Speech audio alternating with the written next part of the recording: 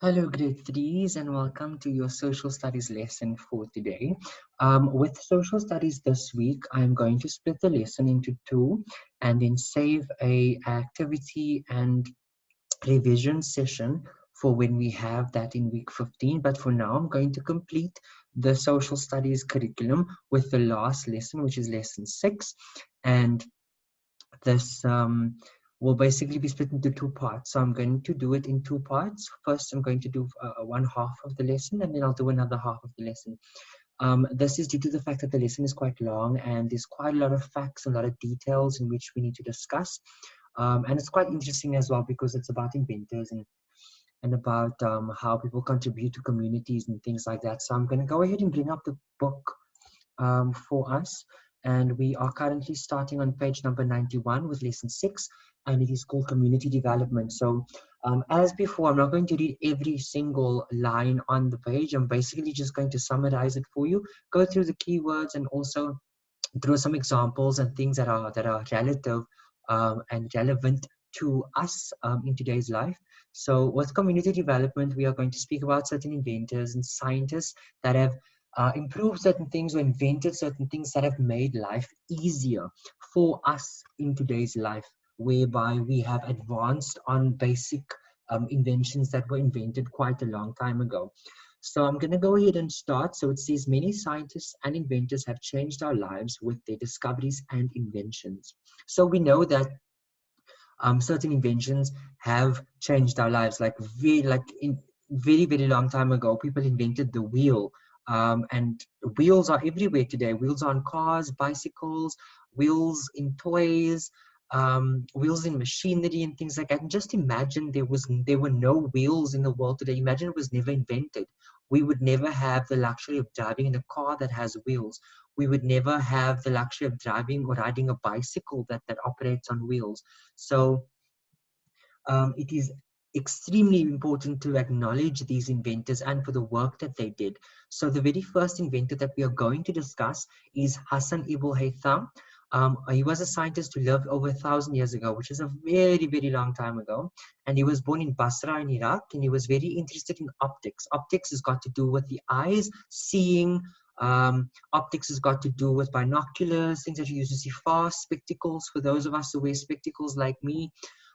Contact lenses has got to do with optics. Cameras got to do with optics. So it's quite a huge discovery. So, and because he was interested in optics, which is the study of sight and light, like I mentioned, cameras and spectacles and telescopes, binoculars, etc. So he wrote several books and built a camera obscura, which later led to the development of the camera. So he built a very primal or very ancient version of a camera that could take pictures. So, and later on, his design or his invention has developed over time to what we have today in cameras. So imagine he never invented this, or imagine he was never interested in optics. We would not have a camera today, or we would not have the cameras that are as advanced as the ones we use today. So we should give many thanks and acknowledge the work of Hassan ibn al-Haytham for discovering what he did with the camera obscura. So Ahmed ibn Majid was a famous navigator. This is another inventor. He wrote a book about the principles and rules of navigation. So maps, we're speaking about maps here. So he also studied astronomy, geography, and Arabic literature. He memorized the Holy Quran and studied ancient Arabic poetry, history, and literature. So just a few keywords before we continue. Optics, the study of sight and light, which is what we know, which is the first highlighted word in green. And then also camera obscura, a dark box with a lens that can be used to take photographs. So at the top here, you see a picture of Hassan ibn al-Haytham, and this was what the camera obscura looked like. It's basically a dark box, and it was used to capture images. And so in the past, it was used with today we have the flash on our camera phones. We have a flash on digital cameras and things like that improves the lighting. So they used to use like lighting certain powders and things like to give a flash of light to make the lighting better when cameras were taken. So how primal and how basic it was back then into what it is today is absolutely amazing. So that was the work of Hassan ibn al-Haytham, and then Ahmad ibn Majid was the person who was very interested and famous for navigations because of his work with maps and discovering certain things with maps. And if you think about maps today, we think about GPS locations. If I wanted to visit someone, say for example Muhammad, he wouldn't tell me look on the map, look here. He would send me a location and I'll follow that on the GPS. That is how much maps and navigation has advanced today. So that is extremely amazing as well. So we can be very grateful for technology, and technology wouldn't be possible without the inventions and discoveries of the people who discovered the very first of its kind very many years ago, like with the optics and the camera obscura more than 1,000 years ago, right? So I'm going to move on to the next invention or the next inventor. And this is Al-Jazari. And Al-Jazari is an inventor who designed and invented many practical working devices. He was known as a mechanical genius. He made 50 machines. You can see some of them below. So mechanical things, things that could operate using mechanics. So gears and levers that used to operate on a sequence of systems that would make something work, for example, like a pulley system, or gears and levers that would make certain things move, motorizing things. Those are mechanics.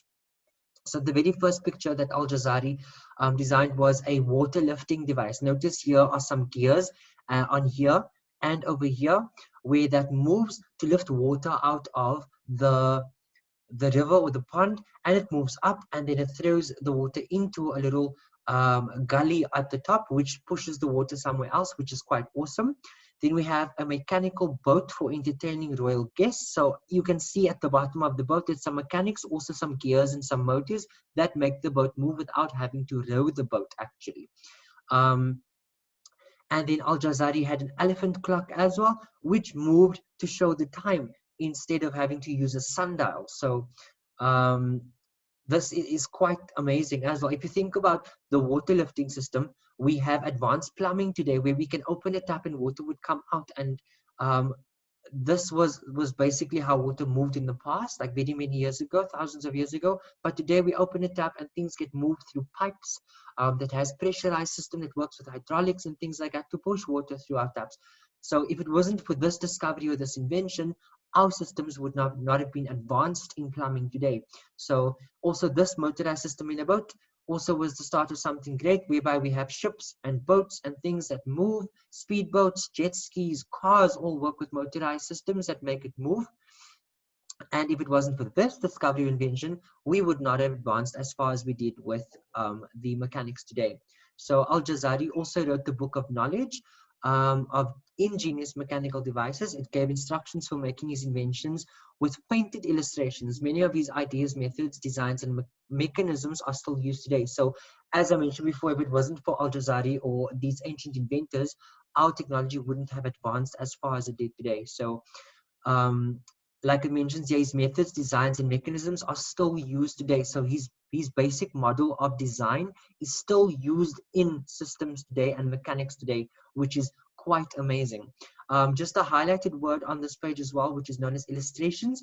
An illustration is basically a picture that accompanies a story or text. You would know this from English as well. We were busy with the genre of where we use pictures to explain and describe things. It's basically an illustration using a picture along with some text or stories to put a story together, right?